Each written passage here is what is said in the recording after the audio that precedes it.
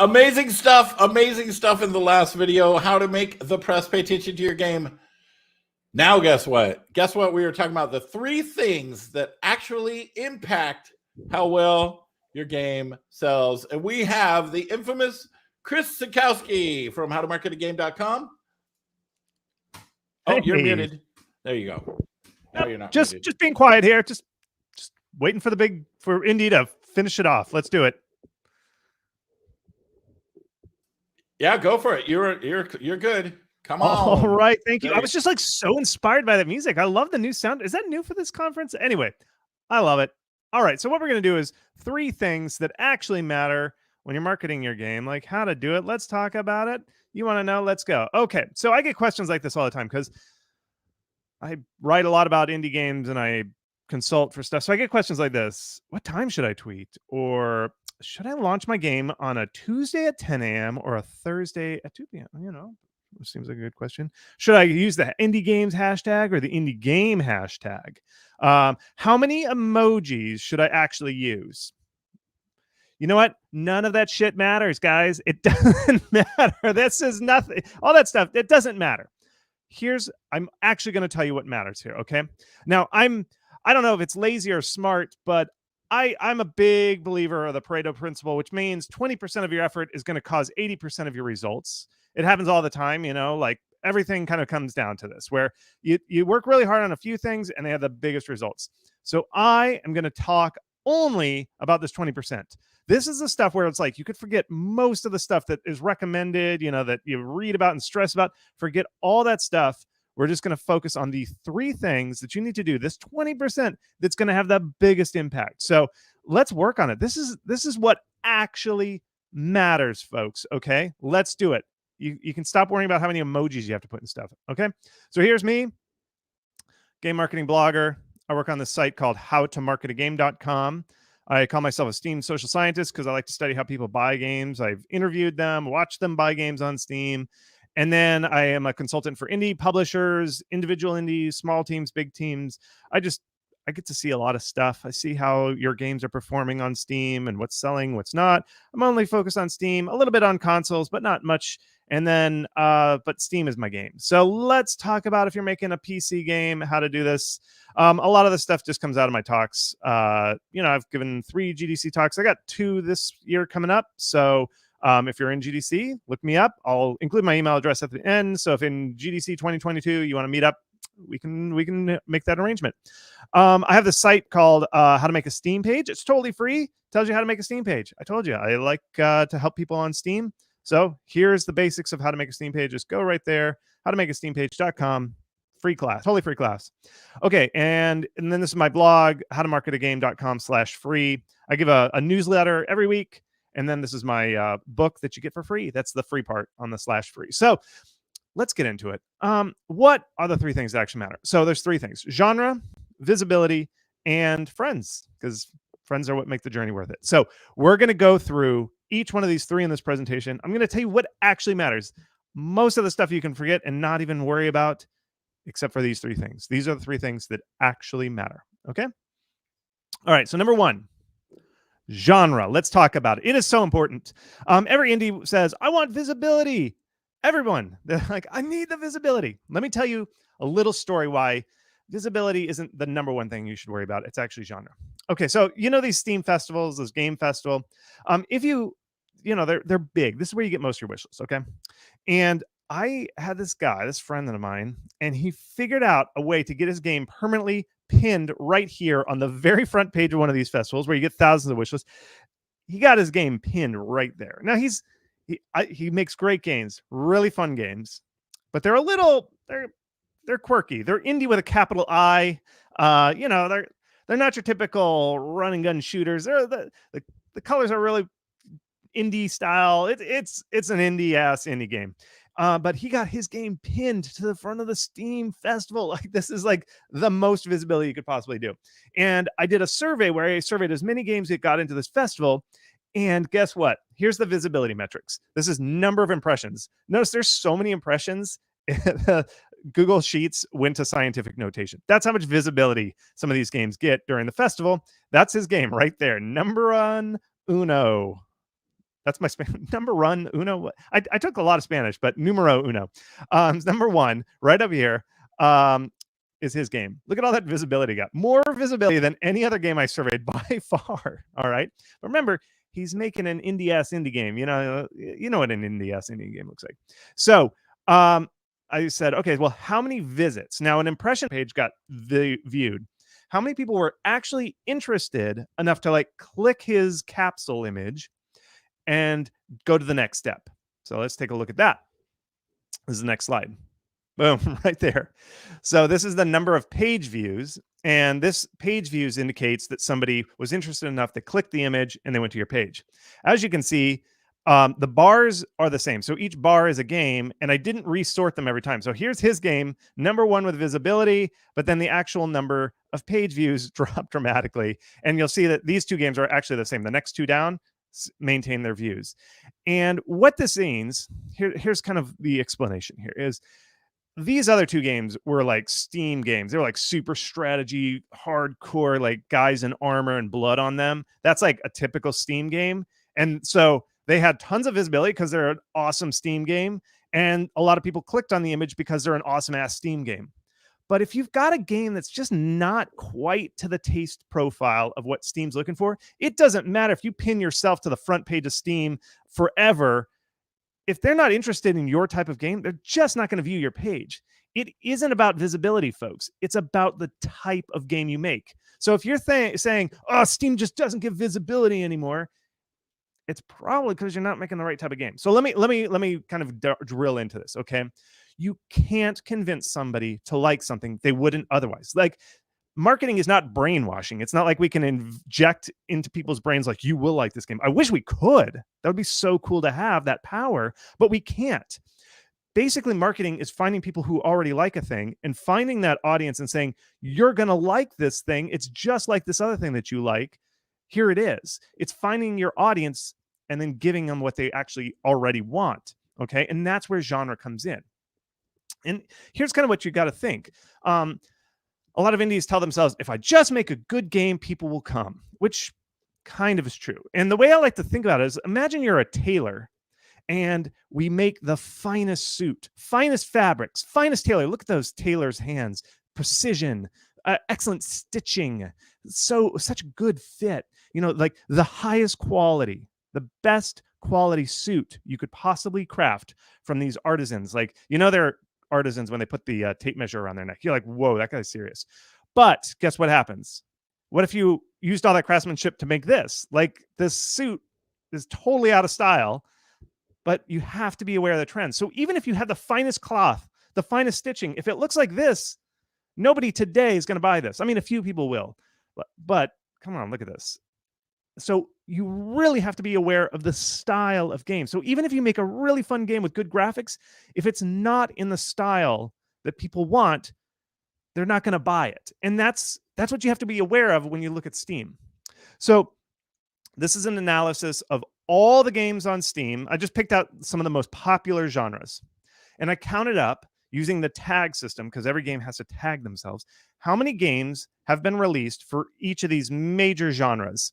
And you'll see a lot of people are making puzzle platformers. Here they are, puzzle platformer. A lot of people, by far, some of the most popular games, like 4,000 games on Steam are puzzle games. All the other genres, there are some genres like 4X, and if you don't know what that is, it's a strategy civilization game.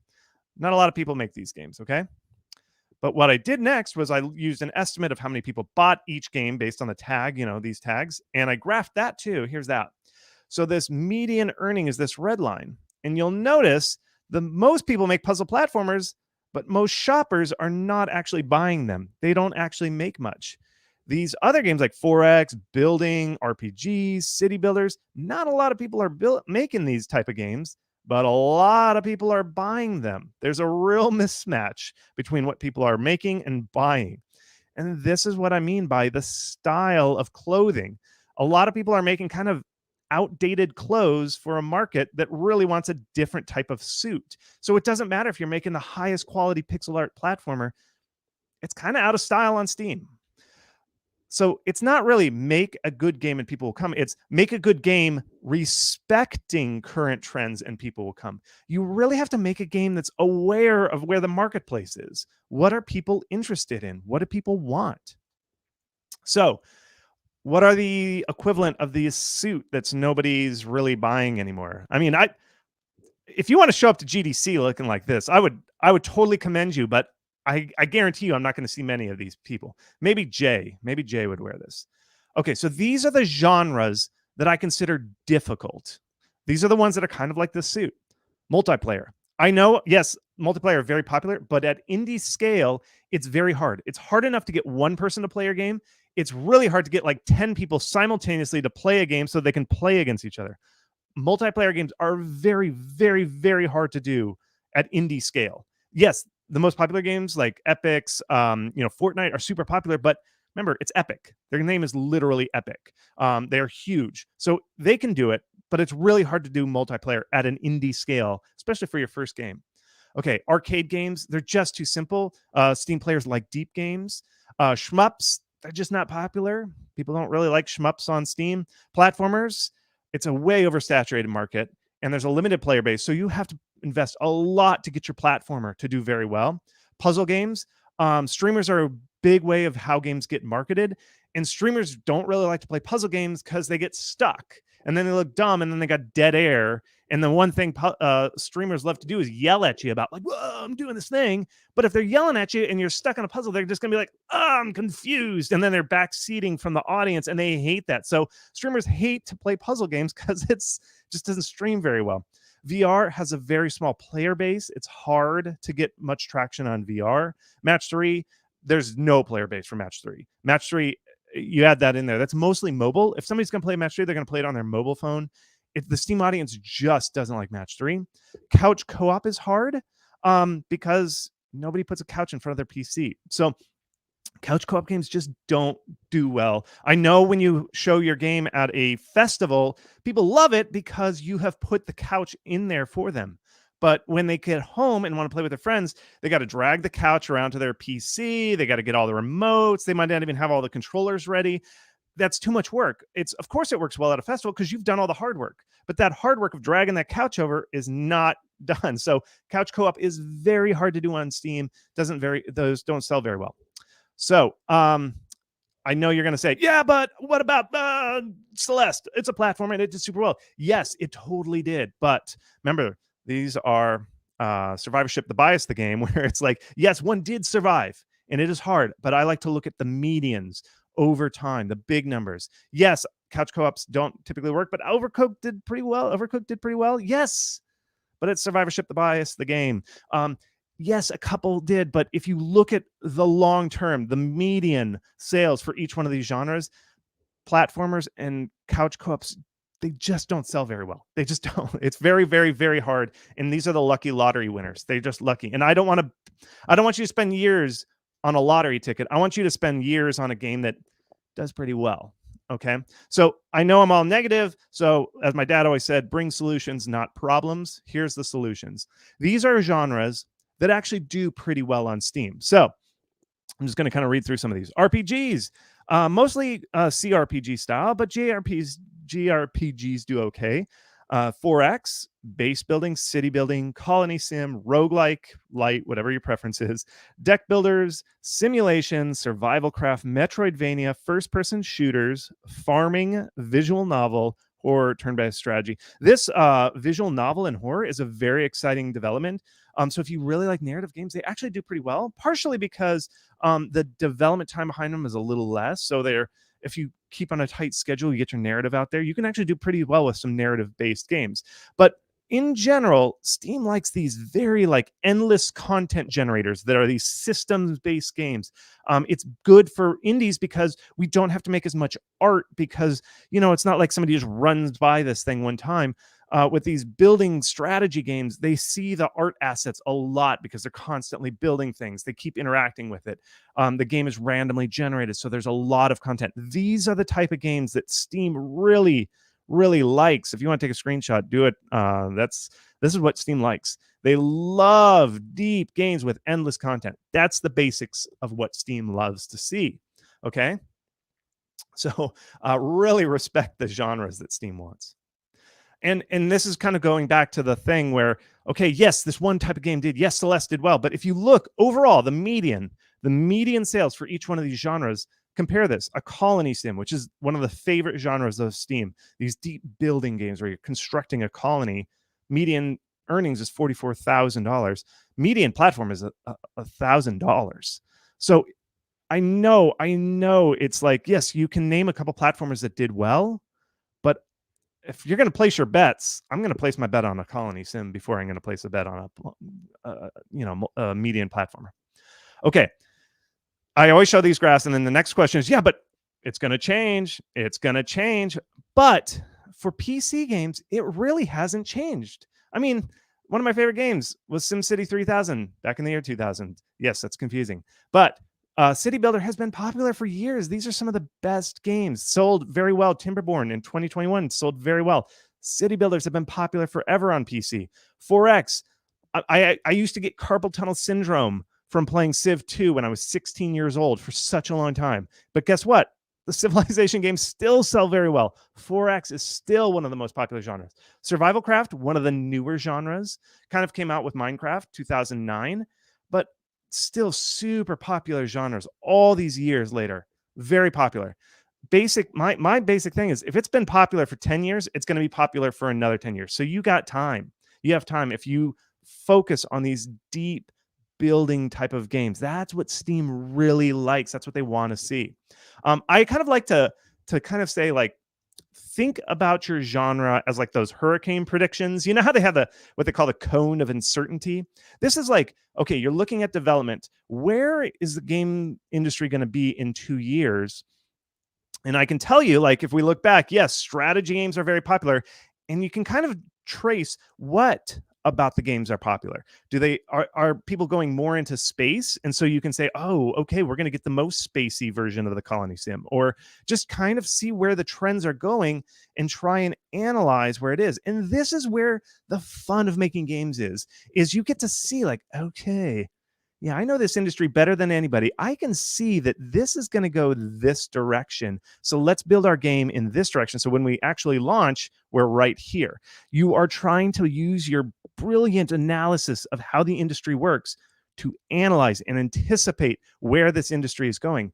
But in general, this hurricane has been brewing for a long time, and it is deep strategy building, structural games where you've got like endless content. That's this hurricane.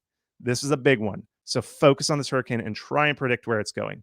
Let me show you a specific example of this. Okay, so Don't Starve, survival craft, open world survival craft, one of the most popular genres, as I say. Okay, at least several years ago. And there's new game recently released, Dismantle, did just this, where they looked at the hurricane and saw where it was going. And they saw that people really hate this mechanic in Don't Starve, where you starve. It's you build this awesome world and then you die because you can't find nuts or something. It's kind of a bummer. I love the game Don't Starve, but it is. I tried to play it with my wife and she was like, oh, I just died because I starved. And I was like, yeah, it's kind of sucks.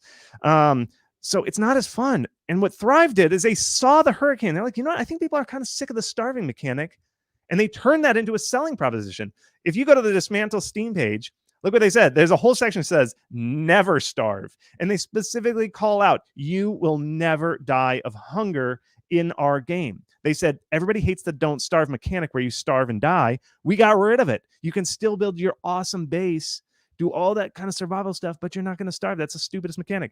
That's what I mean by looking at the industry, analyzing what's popular and where people are kind of sick of it and where it should go. And that's exactly what they did. Innovate on some of the mechanics. Look at the forums, see what people are sick of, watch streamers, see what the streamers are complaining about, and then fix it and make a game that people really want. All right. One thing that indies love to do is these cross genres. I kind of see this as a risky bet. If you go super crazy with your crossovers, you might look at the analysis. You might do my hurricane prediction chart and see, like, okay, wholesome games are popular. Guns are popular. Let's make a wholesome game with guns. You will be selling millions. We're going to combine this. This is going to be the union of these two giant genres. But guess what? They actually conflict with each other because the people who like wholesome games don't like shooting, and the people who like shooting don't like hugs, I guess. I don't know what they don't like. But this would actually alienate both audiences, and you would end up with nobody buying your game. So be very careful with cross genres. I think indies get a little too crazy with the crossing over of genres. Focus on what people are really liking about the game and build more towards that. Don't try and like totally upend the card. I mean, you can, God love you, but if you're trying to make a living off of this, that's what you got to deal with. Okay. And publishers know these trends too, or at least the good ones do. You might be pitching your pixel art platform to a lot of indie or a lot of studios, and they'll say something like, a lot of publishers will say, you know what, it just doesn't fit into our current portfolio. And what they're meaning there, what the behind the scenes, between the lines saying is please stop pitching us so many pixel art platformers. If you pitch like a couch co-op, they might tell you it doesn't match our current strategy. AKA, we once published a couch co-op and it flopped so hard, somebody got in trouble because they pitched this game. That's what they're saying a lot of the times. And I've been in those meetings. I've consulted for publishers. I'm in those meetings sometimes where they're reviewing the pitches that they've got that week. And this is a lot of what the stuff that they're kind of going over. They're like, you know what, this genre is just not selling. I'm not going to publish this because this genre doesn't do very well. So it's not just consumers that are aware of these trends and not buying your games that are kind of out of style. It's publishers. And that's why it's so hard to find a publisher if you're creating one of these softer genres that don't sell as well.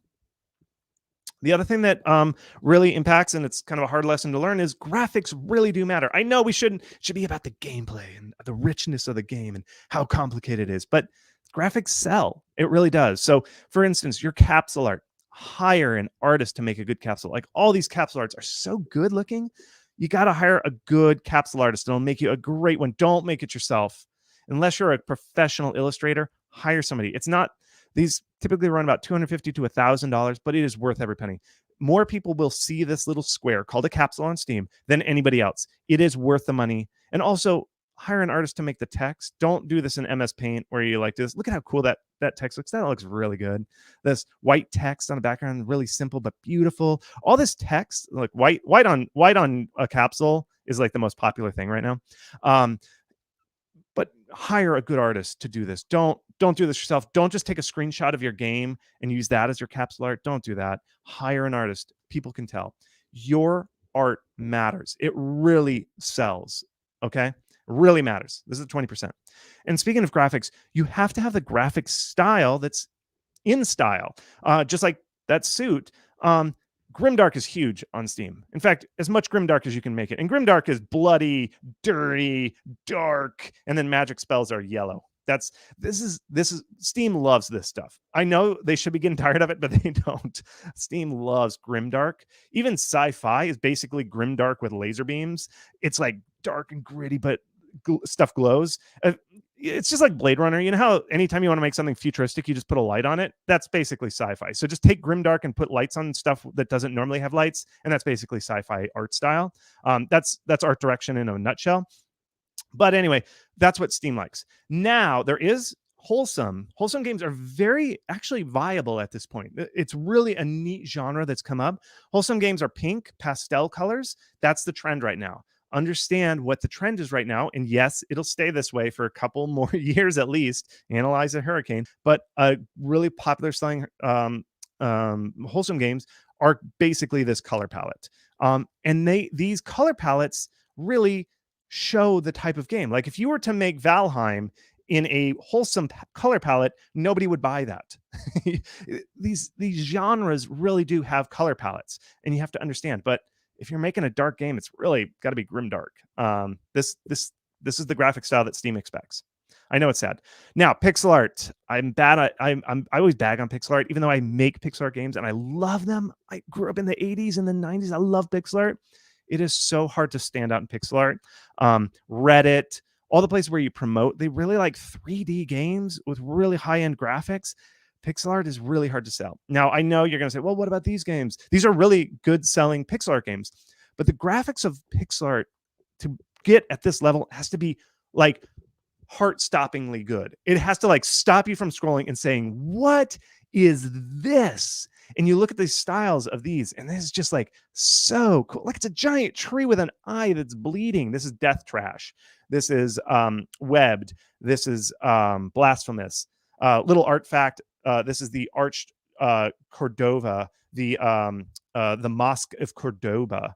These are called voussoirs. They knew their art. These Spanish developers, so they know their Spanish architecture, Spanish Moorish architecture. They knew their stuff. Really good art direction on these games. This is really good stuff. They knew it. And you have to be at that level. So my test is, if you're making a pixel art game and you tweet, does your tweet get like 200 retweets and a whole bunch of likes? Because these games do, because their pixel art is at that level. To do well in pixel art, you have to have a game that is so revolutionarily artistically styled in pixel art that it just wows people, like these games. If it's not that at that level, it's super, super hard to sell a pixel art game. I'm sorry, but it is. It really is. So here are my 2 actions for you. I'm giving you stuff that you got to do. Here's how to do it. Okay, 2 actions that you got to do. Do your homework. Figure out what Steam likes. VGinsights.com is a great site. You can get a lot of analytics. You can drill down. I recommend you look at tags because you can do filtering based on that and see what the median revenue is. And look at the genres that are in that upper echelon, the structural building, simulation, endless content style games. Drill into the ones that you like and analyze. Okay, I kind of like this genre. I like to play it, and I can kind of make this. See what their kind of median is. Do your homework. I really don't just start making the first game that comes in your mind. If you're doing this for financial reasons, do it. Or if it's art, who cares? Do whatever you want. If it's a hobby, side project, I don't care. Do whatever you want. I will support you. But if you really are trying to make a studio, maybe quit your job full time. Wouldn't that be great? If you quit your job, stop working for the man, work for yourself. You got to do your homework. So if you are doing this financially, step 1 is do your homework. And 2, if you're doing your pixel art platformer and you're like, God, I can't do anything. I contact the press. I followed everything in the previous lecture about contacting the press and nobody's biting.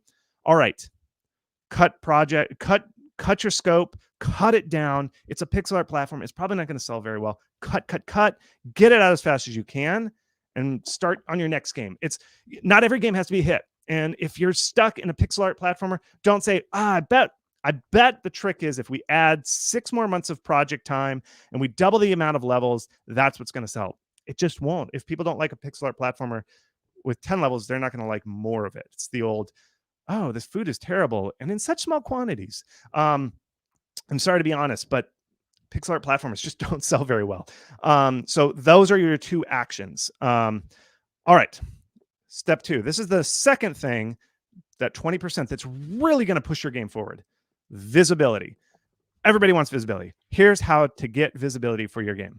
Okay, so one of my favorite things, and I will read any postmortem that has one of these charts. I love these charts. This is, people always do this, like, where did I get my wish lists? Because wish lists are kind of the bloodstream of Steam. So that and money, of course. But what they do is they look at the history of their game's development and all these little spikes where they got a bunch of attention, and attention can be quantified by the number of people wishlisting the game. And they point out like, oh, we got covered by PC Gamer and it caused this spike, or we were in a tower defense sale and it caused this spike, or Super Steam Summer Sale Festival. Look at all the spike that came from that. I love these spikes because it's like, okay, what actually like moved the numbers? Because people always talk about, oh, I did this. Did it work? Nah, not really. I like to know what worked. So what I did was I put out a call. I contacted as many people as I could. And I said, send me your wish list numbers. Surprisingly, they did. So I got 86 people to give me their numbers. And I crunched it all together. And I counted every single spike. And I back researched. I asked the devs, I was like, how'd you get this spike? How'd you get this spike? I basically did this 86 times. Now, some games were super small and they had like 1 spike. So it was pretty easy. And some games like this popular game had a ton of spikes. And so they had a lot of spikes. And so what I did is I took those spikes, tagged them and said like, this spike was because of a streamer. This spike was because of festival. This spike was because of Twitter. And I crunched all the spikes, threw them in a big blender, mixed them up, sorted them so that I could see all the spikes that were from Twitter together, all the spikes that were from Steam festivals together. All the spikes were because of a streamer covering them. And I lined them all up and I ranked them so that I could see the median number of wish lists for every single activity. And then I sorted it. So you could see like, what is the thing that causes the most? And what is the thing that causes the fewest wish lists? So let's take a look. This is the chart that resulted from that. Okay, let's see. This is the meta. This is the meta chart. Okay, so these are all the spikes. So every bar here, from all the way down here to there, every bar is a spike that somebody did. This is somebody, each bar represents somebody going, all right, we had an awesome campaign. Look at that. Look at how many wish lists we got. And then they're grouped into categories. So all the festival spikes are grouped here. All the Reddit spikes are grouped here. All the Twitter spikes are down here. And this is what you see. And then I ranked them. So here's what works on Steam to get visibility, actual visibility that results in wish lists in order. Number 1, best one, festivals.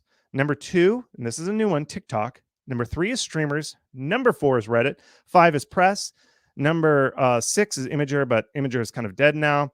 And the last one is Twitter. That in order of what gets you wish lists is the list right there. See it? Okay. I'm going to go through real quick to get through each one of these and tell you kind of like how to do it. How did they do it? How do you get these spikes and what you should do? Okay.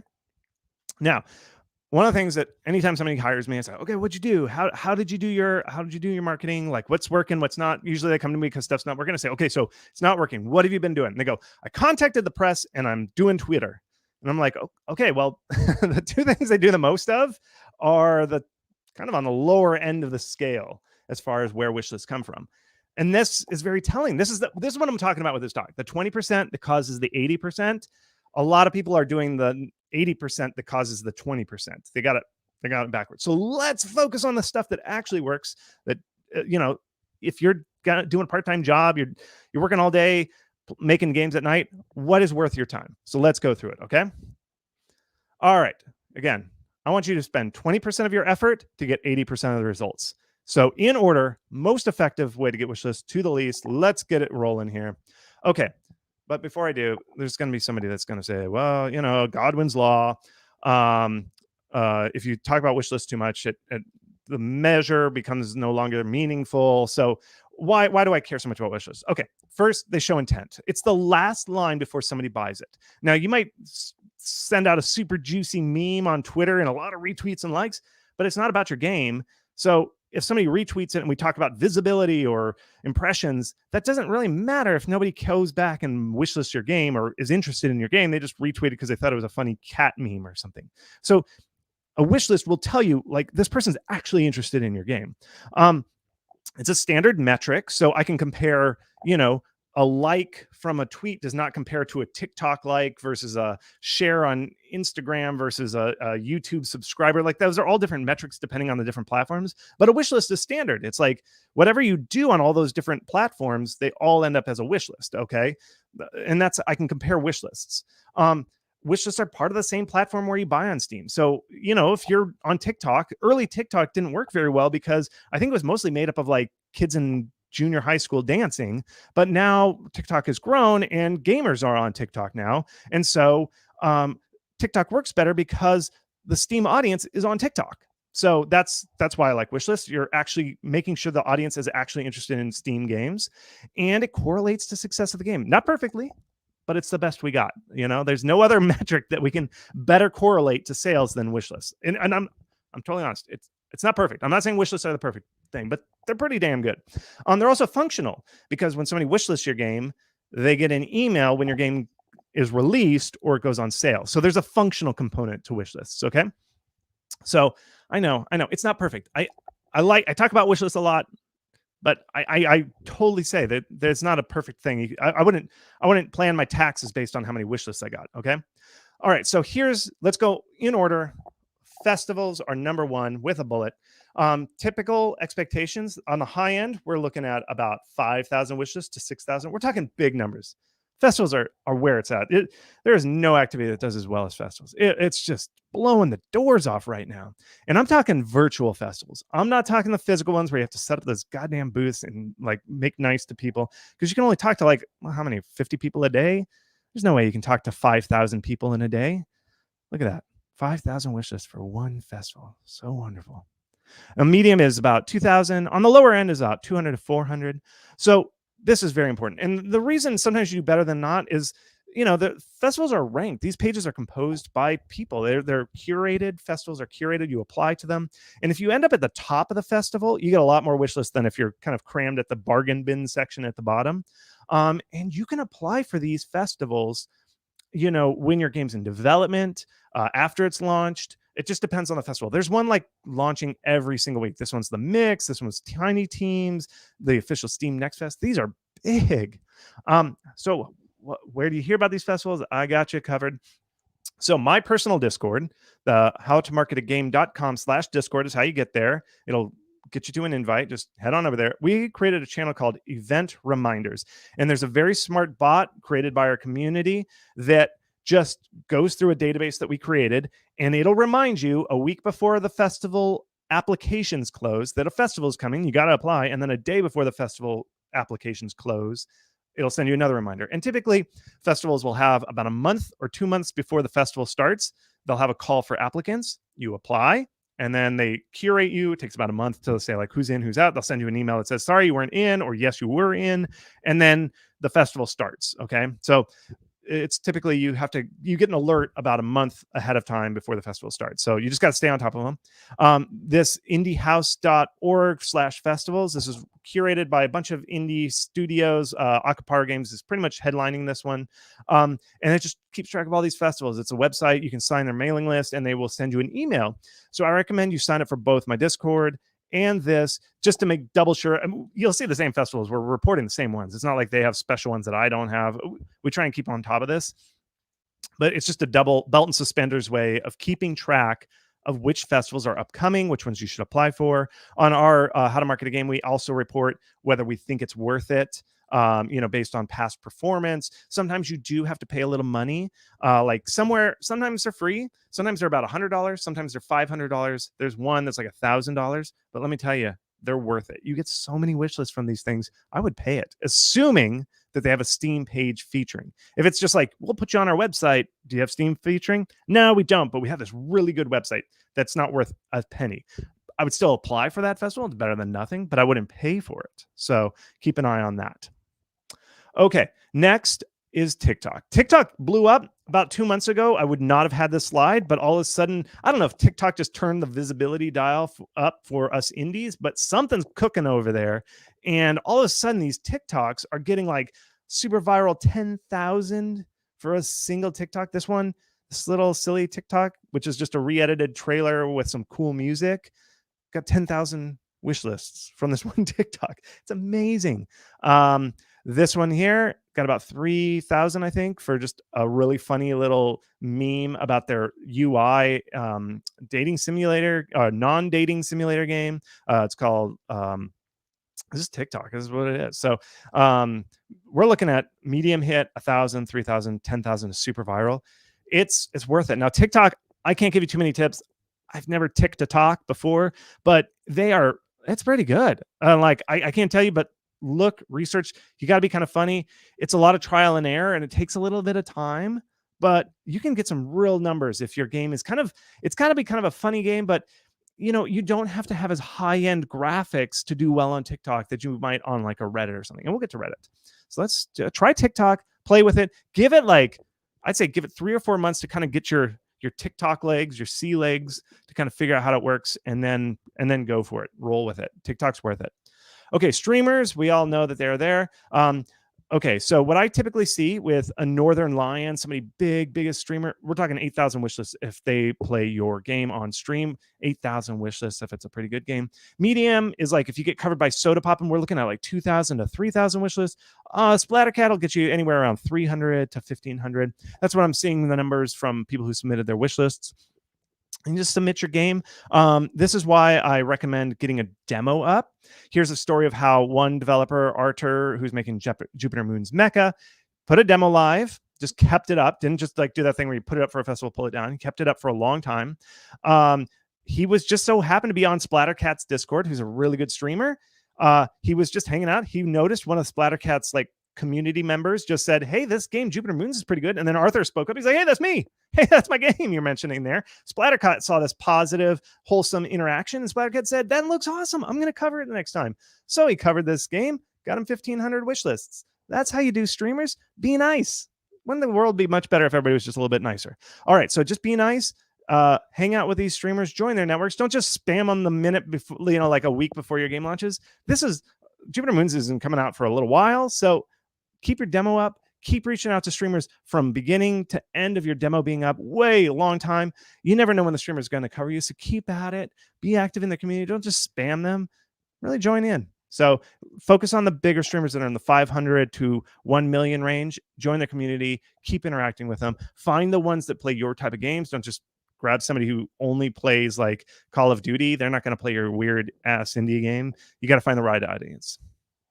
Okay, another quick tip, this one's good, is Clemmy Best of videos. Getting covered by Clemmy. He's this one YouTuber that specializes in just like editing together a supercut of trailers based on a theme. So he'll do like best Metroidvanias, best roguelikes of 2022. And it's just like a supercut of like 10 roguelikes all edited together. If you get in there, you're looking at 300, 400 wish lists. That's a pretty easy thing. So what you do is you just find Clemmy. His channel is called Best Indie Games. Send him your trailer, a link to your trailer, high quality. Give him all your assets, like transparent titles of your game, and say, Clemmy, I'm making a Metroidvania. Like you to consider me for your best of Metroidvanias of 2020, whatever. Come on over. I'd love to get covered by you. And I mean, every week he's got like best pixel art games that are such and such. He's got so many categories, but his audience is super engaged. And it's not just Clemmy Best Indie Games. There's like 5 or 6 that have good enough numbers, 5 or 6 other streamers like this. You can just reach out, just Google or search on YouTube Best of Indie, and you'll get these ranking videos because they're all over the place, and apply to each one of those. They're all about the same 300, 400 wish lists if they've got a pretty good audience. So worth just, it's an easy send. I mean, your game has to look good though, right? That's why the graphics matter. They're not going to cover you if your game doesn't look super professional. You got to get the pro graphics. Okay, speaking of pro graphics, Reddit loves them. So Reddit is a very big place. Here's what Reddit can do for you. So we're talking lots of wish lists. This game, Le Sera Summit Kingdom, got 10,000 wish lists with a single post. Here's what your expectations are.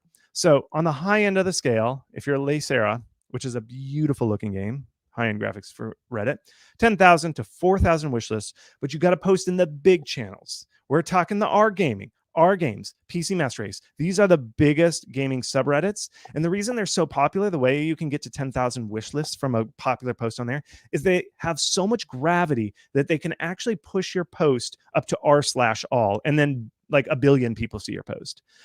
The other subreddits that I'm going to list below are not big enough to foist you to r/all. That's why they don't get the numbers. You have to do well on R Games, Gaming, PC Master Race. Okay, medium ones. If you're making a pixel art game, I say pixel art doesn't work, but you might as well try pixel art r/pixel art. It actually does pretty well if you get a good going post on there. 400 to 200 wish lists on pixel art, pretty good. Not 10,000, but it's still good. The lower end, the ones that we indies love to post on because they're kind of nice to us, is our game dev, our indie gaming, r/Unity 3D. You're looking at like the low end, 25 to 100. Now that I will do anything for 100 wish lists, but don't expect to change your course of action just because you get a popular post on there. Game dev doesn't do very well because they're game devs. They're busy making games. They don't have time to play your game and wish list it. So even if you post there, it's not going to do huge numbers. But what you do is, I would say like once a week, try and post here. And then once a quarter, try and go for the big boys here at the R Gaming Games PC Master Race. This is where you save the big announcements to do there. I'll be honest, Reddit is hard. A lot of times they're going to pull your post. You just got to roll with it. It is worth the investment if you got the internal fortitude, the courage. Okay. So here's Le Sera Summit Kingdom, 10,000 wish lists on R Gaming. All they did was they edited their trailer down to a tight 30 seconds. None of those title cards, none of those cards say like, in a world of majesty and magic. No, it was just like, boom, boom. This is a city builder on a mountain. Boom, boom, boom, boom, boom. It was so tight. And they did the classic ones. Again, you don't have to be super original. It said, I spent a whole year in my personal savings. That is a classic Reddit line. I know it's cheesy. It shouldn't work, but it does. Look at 10,000 wish lists just for posting this thing. He said it took him a couple hours to edit this thing and then do this. Look at all those emoji, those like awards that the guy got. I mean, it is awesome. So again, you have to have one of those games that I said, the games that Steam loves. PC, R Gaming is essentially Steam. and they love deep games with good graphics. And that's what this is. It's a city builder with excellent graphics. You got to know your audience, and the way to do, you know how people post to our games, they're like, oh, I got my post pulled all the time. It's probably because it's a pixel art platformer, and our gaming is kind of tired of most pixel art platformers. So they're probably pulling your post because the mods don't like your game. The mods love this type of game, and they're like, yeah, that game looks pretty cool. I'm going to leave it up. I'm not going to be my typical jerk moderator for the subreddit and pull this post. I'm going to keep this up because I like this game. That plays a huge factor, which is why you have to make games in the style of what the PC audience is looking for. And they're looking for PC strategy building games, long strategy type of games. Okay. So that's why you get your out of style pixel art platformer pulled, because it's not in the style of Reddit. So just try it a lot and you'll learn. It's worth the effort. I know those big subreddits, you got to post to the big ones every once in a while. Do small base hit posts to these smaller subreddits. The big ones, I'll let you take a picture so you can see what the big subreddits are. Graphics matter a lot. If you've got the right type of game, if you got a game that does well on Steam, you're going to do well on Reddit. Okay. All right, let's end this one. I didn't talk about these because Twitter here is the bottom one. Okay, so Twitter, there's this really good game. This guy's in my community. He's making this really cool looking game. It's kind of like a roguelike type of game. And he got it retweeted, a link about his game. They talked about his game on Twitter by the Unity for Games, the official. Look, it's got a blue check mark. Look at that check mark. It's the Unity game. The official Twitter account. They have 456,000. That's a K of 1,000 followers. You know how many wish lists this earned? 18 wish lists out of 456,000 followers, right on the front page of Unity for Games. Oh my goodness. Okay, now this is what you can expect with Twitter. Okay, Twitter will get you about 900 wish lists on a super good day, super best day you've ever seen in your life. Rare is about 150 wish lists. Medium is like 60. I'm telling you, Twitter just doesn't pull the numbers as it used to be. Okay, here's the 900 wish list experience. This is what happened. Okay, so this guy announced this game, Chessplosion. It's a really neat game. It's like real-time chess Bomberman. It's cool. Ed Boon, creator of Mortal Kombat, found it, just happened to retweet it, just randomly found it. So it retweeted to all his followers. That's how the guy got 900. So to stretch and get 900 wish lists, you got to basically find a gaming legend to retweet you. And I'm sorry, Jay is really good, but he's no gaming legend Ed Boon, okay? You got to get somebody huge to cover you. And that's hard. This is hard. So if you know somebody, get them to retweet you, but that's a lot of work to get 900 wish lists, okay? Here's another one. Now, the one time when Twitter does work is if you're making a cute, wholesome game with giant, cute eyes and a cute smile. That is when Twitter actually works. So this earned them a couple $1,000 or a couple thousand wish lists with a tweet. You can do tweets all the time when you're cute games. So if you're making a cute game, use Twitter. And if it's working for you, keep using it. But if you're not, if you're making any other type of game, Twitter's probably not going to work for you. Okay. And it's not just you. A lot of indies stress out. They're like, my Twitter is just not working. I don't know what I'm doing wrong. What is going on? It's not you. It's Twitter. Twitter just doesn't work very well. It's just there. Look, there's something that you can try. You can kind of build some community here. They'll do things like Adventure Game Friday. There's Turn-Based Thursday, run by some great indies. They post on the indie game business subreddit or Discord. Basically, you create a hashtag and you go to all your friends who are also making these type of games, and you say, "Hey, do you want to go in with a hashtag?" And they're like, "Yeah, we should." Good. Pet the dog. I've done some analysis. 160 wish lists, best bet. I know everybody loves it, but people love dogs, but it just doesn't turn into wish lists. I think it's a lot of dog fans who aren't gamers that watch this. So I know everybody, don't spend too long adding a dog, because the best you're going to get is 160 wish lists. That's 80-20 rule. Don't spend 80% of your effort to get 160 wish lists. Not practical. Okay. And here's the thing. Let me get down here. This is the list of all the social media accounts. Twitter is number 17. Twitter is down here. This is where Twitter is. Nobody is on Twitter. Just weirdos who make video games are on Twitter. This is like Facebook. All the big ones are way up here. Twitter is the 17th most popular. Just nobody's on Twitter. Nobody's on Twitter except weirdos like us. I love Twitter, actually, but I'm weird. Okay. So finally, here's the thing: is all these little wish list actions take a long time to do. So what you got to do is you got to keep your page up for a long time and try these things over time, a long time. It takes, don't save all this action that I just told you for the last week. You got to do it fast. Okay. You can't do it that fast. It takes time to do this. This is an official chart by Valve. And what they're saying is the games that do better, the bars that are higher, this is how many sales you get, median sales, are games that keep their Steam page up longer than 6 months. They didn't break it out past 6 months. I've begged them to send me that data, but they haven't. If you launch your page for 30 days, you're going to actually get less than the median. Steam has found that the longer you keep your page up, the better you do with sales. So keep your page up. Try these actions over time. It takes a lot of effort. It takes time. Okay, so here's your 2 actions. Okay, here it is. Sign up for these festivals at howtomarketagame.com/Discord. You'll get the festival reminders. So every week, just apply for the latest festival if your game meets the criteria. And I don't know, I'm typo right here. Whew, number 3. Okay, learn Reddit or TikTok. That's what I'd say. Focus on those. Those 2 are worth it. Reddit or TikTok, whichever one you like better. It takes time to learn it, but it's worth the thing. I didn't put this on here, but kind of cut your Twitter time. It doesn't work as well. And here's the one place it does. The third best thing is making friends. That friends make you along the way. Here's the one thing Twitter is good at. It's actually LinkedIn for cool kids. There's a cool kid.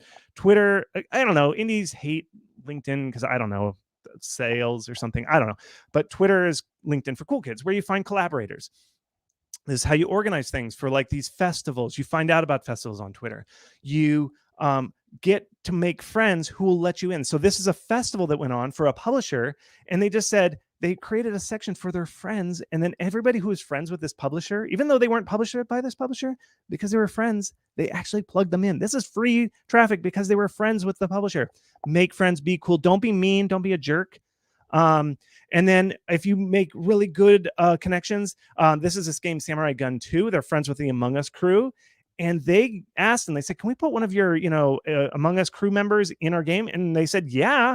And so the Among Us crew helped cross promote a latest update to Samurai Gun 2, this game. Lots of visibility because you get one of the biggest games in all of indie games, retweeting your stuff, doing promotions, all this stuff. You only get this by making friends. This is where it's important. Collaborate with other developers. This is a game called Islanders. Really popular. There's another game that was coming out soon called Dwarf Romantic. So they got the people who made Islanders. They said, we're friends. Can you just cross promote us when we launch? And so the Islanders crew, who has tons of followers for a city builder, cross promoted Dwarf Romantic, which is basically a city builder. This kind of stuff drives lots of traffic, but it only happens when they're friends. So make friends. So follow these 2 people. This is your 2 actions for this section. There's 2 people you should be following on Twitter because Twitter is really LinkedIn for cool kids. It's not a way to promote your game. There's 2 things you should do. Follow everybody within a 2-hour drive of your community. Find out all the developers in there and start following and mentioning them and talking to them on Twitter. The second person you should follow is the same genres. Find everybody who's releasing a game in the past 2 years and in the future, follow all of them. So if you're making a Metroidvania, follow everybody who's released a game in the last 2 years and coming up with one. Be nice to them. Be friends. Say, hey, we're both cool. You're cool. Me too. Okay, that's it. So here's what we got. This chart is crazy. I kind of did this at the last minute. Okay, so I'm giving you 2 free things. Sign up on my blog, my howtomarketagame.com/free. You get a free book. You get this information every week in your inbox. I don't spam. howtomakeasteampage.com. That's my free course on how to make a Steam page. And then if you're going to GDC, here's my email address. If you just want to chat, I've got like coffee every morning. So just hit me up, say, I'm going to GDC. I'd love to meet up. That's it. I'm here to answer questions. Let's do this. Thank you so much for your time. I really appreciate it, everybody. That's awesome, Chris. Yes, we got a little bit of time for questions. Anybody got any questions right here? Here's one. Is it still important to get 1,000 Twitter followers? I thought that was a milestone I read somewhere. I do that. The reason I say 1,000 Twitter followers, it just kind of makes you seem kind of legit. If you're trying to like make friends with people and you've got like 10 followers and you kind of look a little spammy, people are gonna be like, oh, who is this person? So I would just get enough followers. I kind of say 1,000 because it's a nice round number, but just try and make friends, see if they'll follow you back, be nice, give a talk at a conference like this and get people to follow you on Twitter. But the main reason you get the 1,000 followers is it's just social proof. It doesn't get you any extra wish list or anything. It's just social proof that you are a decent human being and not some spammer bot. Right, that makes sense. Also, if you want a copy of Chris's presentation and all the presentations of this whole conference, you sign up for your free pass at indiegame.business, and we will mail them to you after the conference. All right, let's see what other questions we got going on here. We have comments. Awesome talk. Oh, here's one from PompyTube. How things apply to free games? How does this apply to free games? I would still try and do some good marketing, but a free game's nice because it's a lot easier. The ask is not as high, but I think free games, a lot of indies will just, if they're making a free game, they just put it out after the minimum 2 weeks. I would do a whole promotional run. Like, I don't know, just because it's free doesn't mean you shouldn't do all this hard work. So, still reach out and grab those people. I mean, one thing I'm going to tell you is you're not going to make much money with a free game unless you got DLC and crazy stuff like that. I don't quite know the DLC stuff on Steam as well. I mostly talk about premium games, but I can tell you, you're not going to make as much money with a free game, but that's fine. It's not all about the money. And I think releasing a free game, if you're trying to build up your catalog, that's a really great way of doing things, is building up a catalog, so that people download this game that's free and they're like, whoa, this game's awesome by an awesome developer. What else have they done? And then they see that you have a premium game and they're like, oh, I've got trust. They make good games. I'm going to buy it. So it's in the level of the funnel. It's a nice way to get them into you and kind of figure out that you're a good developer. So I think free is good. And I would do promotion, reach out to streamers, post on Reddit, do a TikTok dance, all that kind of stuff. I think it all pretty much applies the same. I agree. We could answer one more question, but first I want to tell you guys, do you have some time after this to go into Discord and hang out and answer questions, Chris? I would love to. All right, so discord.gg/indiegamebusiness, the channel to go into. That's a good one. Jay knows the correct channel to go into. There is a post-session chat that you can type in. I know there is also an audio channel. I just don't see it exactly where it is. Oh, there's a post-session. I'm sorry. If you look under IGB Sessions, March 2022, there is a post-session Hangout audio channel and a post-session chat that you guys can all hang out. You can go in there and ask Chris some questions. We got time for one, maybe two, probably one. So this is from Charlie Hall. You mentioned cross genres can be risky. I'm making a Souls-like roguelite survival crafts game. I love it already. Should I be marketing it as a genre mess-up or just focus on the dominant genre, action roguelike? Who knows? Try them both. See which one works. Take a month, advertise it as a mix-up. Try another month, advertise it just as Souls-like. Try another month where you just do it as a survival craft. See which one of those 3 months. Keep track of your data. Whichever one does the best, gets the most reaction, that's the one you should do. Okay, another question. Do you have any data about the quality of festival wish lists? Festival wish lists about 50 to 75% as good as an organic wish list, which I tell you, it's not as good, but I will take it. Even 50% of 10,000 is still 5,000. You know what I mean? So I think, yes, they're not as good. Now, if you're trying to predict how much money you're going to make, if you do some conversion like, oh, I think 10% of my wish lists are convert, what you do is just discount the wish list that you got during a festival by 50% if you're conservative, and just have that number of wish lists that were earned during a festival. But yes, festivals don't earn as much. The quality isn't as high, but there's so many wish lists and you get so much visibility. They are worth it. So do it. That's awesome. And there's a ton of questions. So you guys jump into the Discord, hang out with Chris. Next, we have Game Production AMA with our friend Junie. Junie's back, Sarah Spears and Heather Chandler. And I think Jay's going to be hanging out with them too. So thank you all so much. Thanks, Chris. We'll see you over in Discord. Thank you, everybody. Bye.